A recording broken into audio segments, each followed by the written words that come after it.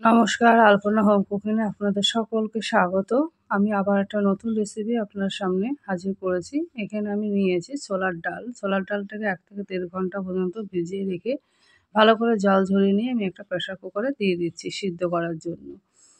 আর ছোলার ডালের সঙ্গে দিয়েছি এখানে ১০ টাকা দামের একটা সয়াবিনের প্যাকেট। সেটা পুরোটাই দিয়ে আমি পরিমাণ মতো জল দিয়ে দিয়েছি। প্রেসার কুকারের মধ্যে এখানে দিয়েছি 1/2 চামচ মতো হলুদ গুঁড়ো আর ১ চামচ লবণ। দেওয়ার পর ঢাকনা দিয়ে আমি সিদ্ধ করে নিয়েছি অফ ক্যামেরায়। আর এখানে একটা কড়াই বসিয়ে দিয়েছি। কড়াই গরম হয়ে আসলে পরিমাণ মতো রান্নার তেল দিয়ে দিয়েছি।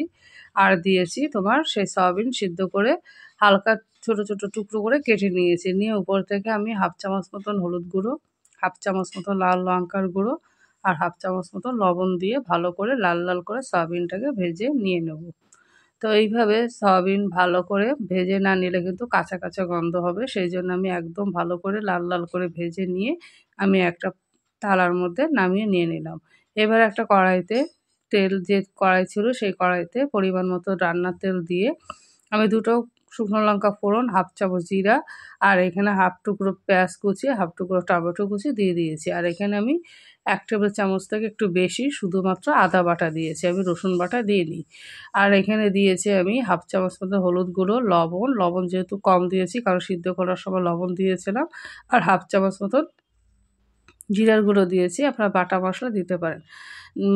মশলা কষানো হয়ে গেলে আমি সয়াবিনটাকে দিয়ে ভালো করে মশলা এবং সয়াবিন কষিয়ে নিয়ে নেওয়ার পর আমার সেই সিদ্ধ করা ছোলা দিয়ে দিয়েছি, ছোলার ডালটা। আর ছোলার ডালটাকে আমি সিদ্ধ করেছি এমনভাবে ছোলার ডাল গোটা থাকবে কিন্তু নরম হবে। এবার আমি মশলা আর সয়াবিন, ছোলার ডাল ভালো করে কষিয়ে নিয়ে আমি এখানে ঝালের জন্য ২ টা কাঁচা লঙ্কা দিয়ে দিয়েছি। দিয়ে আমি আবার ভালো করে নাড়িয়ে চাড়িয়ে নিয়ে আমি সেই জলটা ফেলে না সিদ্ধ করার জলটা ফেলে না দিয়ে পুরো জলটা এখানে ব্যবহার করে দিয়েছি। আর কোনো জল দিইনি, ওই জল দিয়েই হয়ে যাবে আমার ঝোলের পরিমাণটা।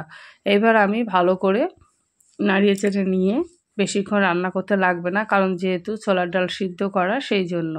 আর এখানে নামানোর আগ মুহূর্তে আমি ভাজা জিরার গুঁড়ো দিয়েছি 1/2 চামচ আর গরম মশলার গুঁড়ো দিয়েছি 1/2 চামচ নিয়ে আর 5 মিনিট পর্যন্ত জাল দেবো কারণ একটা কাঁচা গন্ধ থাকে এই মশলার সেই জন্য। দিয়ে ভালো করে নাড়িয়ে চাড়িয়ে নিয়ে মিশিয়ে নিয়েছি। নিয়ে আমি 5 মিনিটের জন্য গ্যাস বন্ধ করে রেস্টে রেখে দিয়েছি। দেওয়ার পর আর দেখুন আর এই যে কত সুন্দর হয়েছে। ছোলার ডাল গোটাও আছে আর দেখতে কিন্তু খুবই সুন্দর হয়েছে। এইভাবে আপনারা ছোলার ডাল রান্না করে আপনারা গরম রুটি বা পরোটার সঙ্গে খেতে পারেন সকালে বা বিকেলে নাস্তা হিসাবে। তো কেমন হয়েছে আমার ছোলার ডাল সয়াবিন দিয়ে রান্না আমাকে অবশ্যই কমেন্ট করে জানাবেন। আর যদি ভালো লেগে থাকে তাহলে একটা লাইক করে দেবেন ও সাবস্ক্রাইব করে দিয়ে পাশে থাকবেন। আবার কোনো রেসিপি নিয়ে আপনাদের সামনে হাজির হব।